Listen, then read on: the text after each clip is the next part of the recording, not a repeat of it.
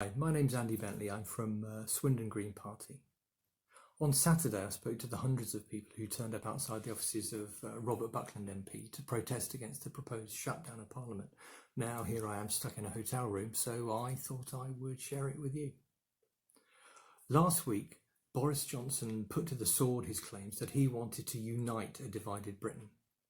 He set in stone a level of distrust and division of monumental proportions.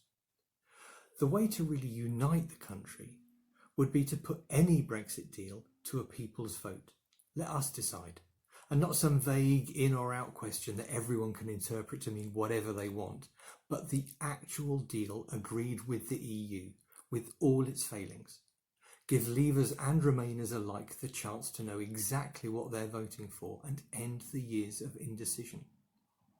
You don't unite the country by picking the most extreme position you can to leave with no deal, ignoring half the country that voted to remain, and by shutting down Parliament.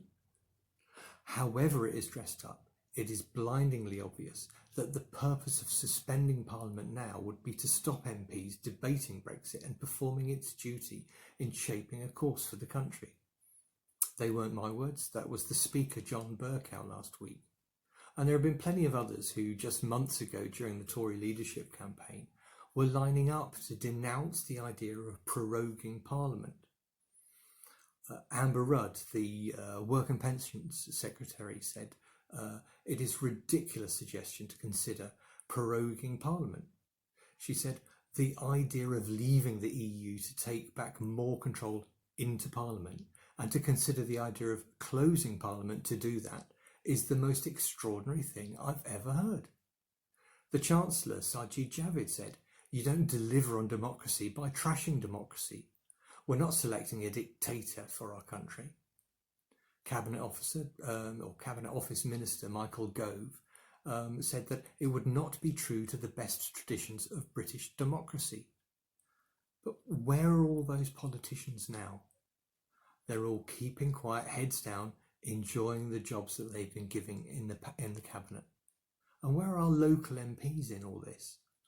Keeping quiet, heads down, enjoying the jobs that they've been given in government.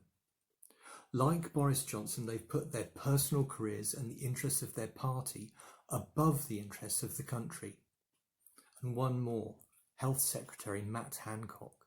He said, that goes against everything those men who waded onto those speeches fought and died for, and I will not have it. Well, Mr. Hancock, we won't have it either. We won't let you get away with trying to pretend that this is all just business as usual. We won't let you forget that one person, one vote doesn't mean that Dominic Cummings gets to sit in Westminster running the country. We will do everything in our power to prevent the shutdown and restore parliamentary democracy.